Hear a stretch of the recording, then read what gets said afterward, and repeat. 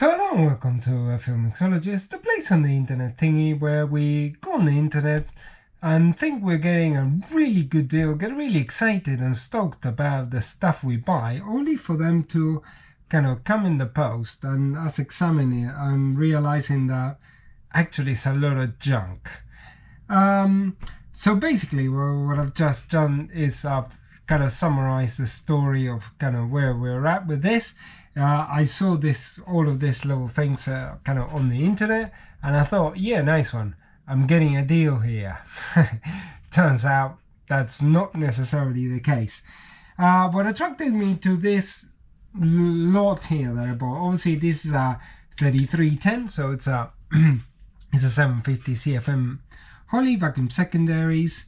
Obviously the vacuum secondaries are not vacuuming at the moment. But what attracted me to this is the fact that it had 3 fuel bowls. So that's always good. Having a cathedral style fuel bowl like this one in the parts bin, it's always a winner. However, as it turns out, that's not going to be possible because at least 2 of these fuel bowls are junk, and I might add even a third to it. So let me bring you a bit closer and show you what I'm on about. If you look at this fuel bowl, I don't know if you noticed, but there's clearly been some shenanigans here. Somebody has kind of corrected here, and somebody must have welded something in here, an epoxy or something. And if you see this, this hole is not in line with the other one. Which is a bit of a problem. And if you look at this piece that came with it, evidently somebody kind of got a little bit creative and decided to kind of modify this in some way, shape or form. So unfortunately this thing is junk, so I need to just kind of chuck it in the bin. I might be able to recycle this and this maybe, with a fair wind, but other than that, okay, we got the primary fuel bowl for a list 3310, which is important. You can read it there. But then, so we've got a primary fuel bowl, which obviously the thing is completely knackered, the float, and we'll have to see about the functioning because the threads here are a bit dodgy. So we'll see if we can rescue this and make it work. Obviously, maybe make one of the 2 with those floats. Then I've got another. So this is another list 3310-1. So actually, this is quite a rare kind of metering block. Again, obviously all of this stuff needs cleaning. And then we've got the secondary fuel bowl that is about okay, maybe-ish. Let me check the threads on the... No. The threads appear to be sort of okay, and the float is sort of okay, so we might be okay. And so then this carb, let's have a look. Obviously the base plate will need kind of complete redoing, and the secondary shaft is locked. Great stuff. Okay, so oh yeah, okay, so all together, not a massively auspicious start for this project, but if I can get kind of the unit built, then that we might be onto a winner. But for the time being, we are kind of not onto a winner. So what I need to do is I need to kind of get these things apart, put them on the kind of ultrasonic cleaner, and just start kind of cleaning this up and see where we go from there, which includes freeing up the secondary shaft. Okay, so obviously we knew things weren't gonna be that great, but you still always come up with some surprises. So let me show you a couple of really like cherry details on this unit. Okay, so for starters, I don't know if you can see this, but this is a 50cc accelerator pump and a 50cc spring, and this was located in the housing for a 30cc accelerator pump. That kind of doesn't go there, mate, and as you can see, this is all completely broken up. But a little bit more worrying is that I had to take this off like this, and look at this, the damage on the thread. Now, funnily enough, I do have a tap for this, so we might be able to rescue this. So anyway, watch this space for that. The main body is kind of okay, well, very dirty obviously, and here it comes with kind of optional kind of remains of insects and that kind of stuff, so it's the usual fare. So now what we need to do is see if we can kind of clean all this up and get this thing freed up. Okay, so I've got a few updates on this 750 CFM that I've been working on. As you can see, I've got my taps at the ready, because I've done a fair bit of work on this unit in terms of getting the bits that I needed to do kind of up to speed. So I'll show you now what I've done.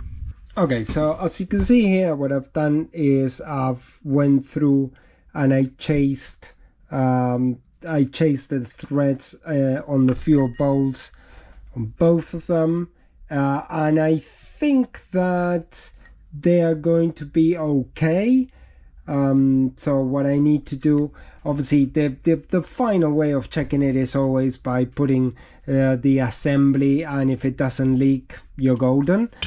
So that's that. But then I also had to remember this was damaged as well, so I had to use my obviously slightly bigger tap to get it done.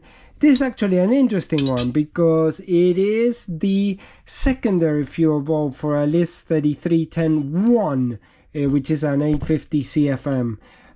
So what I'm going to do is I'm going to put this out as a spare, but what I'm going to do is I'm going to upgrade this carb with a rear metering block anyway.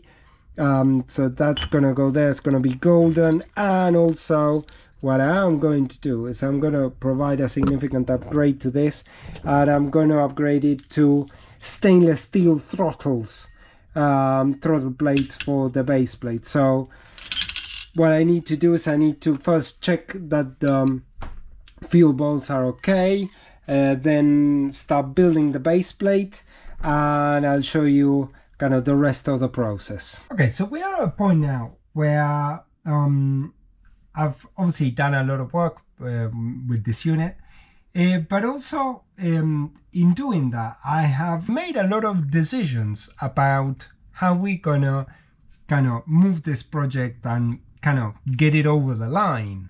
And sometimes this is something that happens in project, that you start off kind of on one track, and the project starts to get sidetracked, and it becomes something else. So I'm going to show you kind of all the elements and all the decisions that I've taken throughout the project, because essentially what I want to achieve with this project is a unit that is slightly better than what it came out of the factory in terms of the material that's gone on it, and that again you wouldn't have thought that when I started this episode, the condition the unit was in. So let me bring a bit closer and let me explain kind of what I mean by this. Okay, so first of all, let me show you kind of all the kind of sub-components. This is your base plate, which has the stainless steel throttles.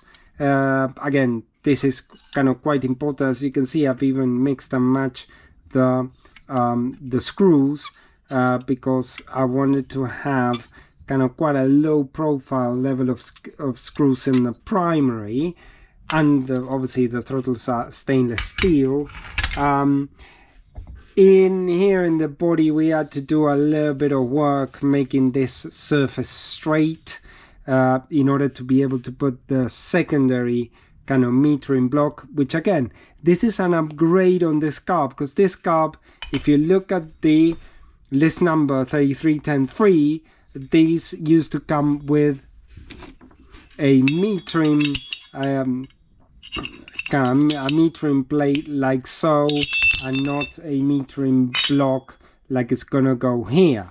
So, and here's where you have to make decisions, you know, because just as I'm making this decision, that implied kind of having a decision on the jetting of it, because the jets that came with the carb in the box were kind of 76 and 77, or 75 and 76. So if you look at the manual for that 3310, it says 72s, so this is what I'm putting in the primary, and therefore, because I'm putting a secondary without a power valve, I'm putting 82 in the secondaries. Yeah. Also, as you can see, I've fixed the vacuum port, obviously with a brand new diaphragm, but also a new top, because I didn't have a top that came with this carb in the box. It just came in bits, which is also a commentary on buying stuff that you see in bits. You never have to assume that it is complete. It might be complete if you're lucky, but a lot of the time it's not going to be complete. So buyer beware on this. So let's carry on. A couple of other bits. As you can see, I'm putting brand new hardware in here and on the base plate. Now that is purely because this is going to create a little bit more of a slightly better finish, and you can see here it's got brand new hardware here and here, and I've tested the fuel bolts and they are okay, so all of that is golden. And also, as you can see here, I am going to be restoring the unit to a choke. So you're gonna see in a minute when I put it all together that this unit is going to be just as pretty much as it came out of the factory, and even better through the addition of this, that you can change the jets and also the stainless steel throttle. So now all we have to do is we need to kind of slam this unit together, and I'll show you the final result once it's all dialed in. Okay, so I think it's the end of the project now. Obviously this unit has come a long way from where it was with kind of when it first came here. It was kind of in bits, incomplete, and quite frankly needing a lot of attention, to what you see now, which is kind of complete carburetor. I need to put the fuel inlets, but apart from that, that should be kind of about it. And there you go, it's ready to go. I'll show you a bit closer the kind of final details. We've got quite a lot of kind of new hardware that does give the carb a nice little kind of appearance, and also we've got the stainless kind of throttle plates that also gives the carb a nice little appearance. And obviously we changed all the gaskets and everything, put a metering block in there, so that's, you know, golden for terms of tunability. So anyway, another unit kind of successfully rescued, and I want to say thank you very much for watching this episode, and if you got any comments or questions, just put it down in the comments. If not, I'll see you on the next episode.